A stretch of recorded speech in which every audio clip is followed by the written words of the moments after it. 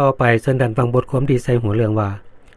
ขี้เหยื่ออิเล็กทรอนิกส์เป็นขี้เหยื่ออันตรายควรมีการค้นคว้าวางแผนจัดการที่เหมาะสมพัฒนาตัวเมืองติดพันกับการปกปักรักษาสิ่งแวดล้อมตัวเมือง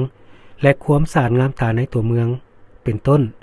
การแก้ไขปัญหาน้ำท่วมขังในตัวเมืองปัญหาการคุ้มครองและจัดการน้ำเปื้อนและขี้เหยื่อในตัวเมืองโดยเฉพาะต้องได้วางแผนยุทธศาสตร์ไว้เกี่ยวกับการจัดการขี้เหยื่ออิเล็กทรอนิกส์เพราะรัฐบาลได้มีนโยบายหันไปนำใช้รถไฟฟ้าหลายขึ้นแน่นอนปัญหาแบตเตอรี่ที่หมดอายุการนำใช้ต้องได้ค้นคว้าวิธีการในการ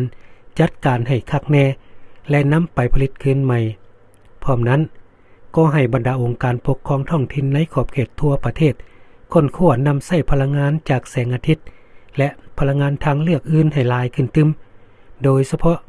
บรรดาไฟเยื้องทางในตัวเมืองทั้งหมดก็เพื่อแนะใส่เฮ็ดให้ตัวเมืองเป็นเมืองที่น่าอยู่สีเขียวและยืนยงนี่แม่นหนึ่งในหลายๆเวียกที่ท่านสอนไซศรีพันดอน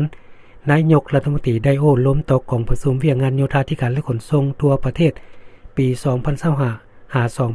2026 และแผนขยายแผนพัฒนาแขนงการโยธาธิการและขนส่ง5 ปีแต่ 2026 หา 2030 ในวันที่ 6 พฤษภาคม 2026 นี้โดยที่ท่านได้เน้นหนักว่าให้กระทรวงโยธาธิการและขนส่งสืบต่อเอาใจใส่เพื่อเฮ็ดให้เวียกงานมีการเปลี่ยนแปลงอย่างตั้งหน้าให้การนำขั้นศูนย์กลางและขั้นท้องถิ่นของแขนงโยธาธิการและขนส่งทั่วประเทศนำเอาเนื้อในที่ได้ปรึกษาหารือกันไปกวดกาคืนและนำพาเฮ็ดให้แท้ถึงตัวจริงเว้าถึงการกำจัดบำบัดน้ำเปื้อนและขี้เหงื่อในตัวเมืองได้กลายมาเป็นปัญหาที่ซ้ำเหือมาดนนานที่บ่สามารถแก้ไขโดยเฉพาะแม่นขี้เหงื่อกงกันข้ามปรากฏว่าน้ำมือนักหน่วงขึ้นกว่าเก่าถึงแม้นว่าจะมีภาคส่วนรับผิดชอบบริหารจัดการแล้วก็ตามแต่ก็ยังเห็นว่าการจัดการนั้นบ่ทันได้รับผลดีเท่าที่ควรแสดงออกในการเก็บเมียนบ่เป็นไปตามมงนัดหมายแก้ยืดแก้ยาวเวลาขาดความรับผิดชอบเวลาเก็บเมียนปะปล่อยให้ขี้เหงื่อตกสะสาย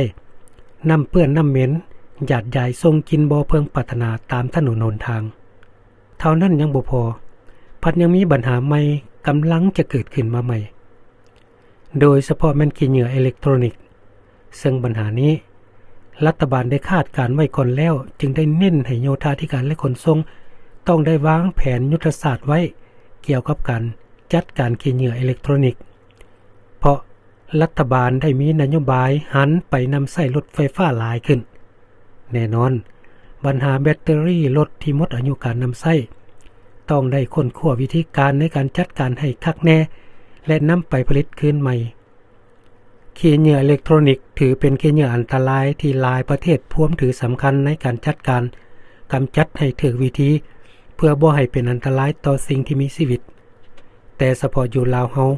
ผ่านมาการทิ่มขี้เหงื่อประเภทนี้ก็มีให้เห็นมาได้แล้วซึ่งเป็นการทิ่มหรือการเก็บเมียนบ่ถูกวิธี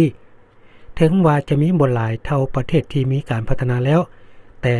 การทิ่มนั้นอาจเป็นผลสะท้อนถึงการดำรงชีวิตของสิ่งที่มีชีวิตและสภาพแวดล้อมก็เป็นไปได้โดยที่เฮาบ่รู้สึกตัวเลยก็มีจากนโยบายของรัฐบาลที่หันไปนำใช้รถไฟฟ้าหลายขึ้นในอนาคตนั้นมันจึงจำเป็นต้องมีแผนการมีวิธีการในการจัดการให้ละเอียดคักแน่ภาคส่วนเกี่ยวข้องต้องตอบโจทย์นี้ให้ถูกต้องวางแผนอย่างละเอียดในการจัดการเพื่อบ่ให้มีผลกระทบโดยทั้งกงและทางอ้อมต่อสิ่งที่มีชีวิตทั้งเป็นการเฮ็ดให้นครหลวงเวียงจันทน์ปราศจากมลพิษมีความสะอาดสวยงามตามมาตรการ6 ส.ที่วางออกบทความโดยผาตุง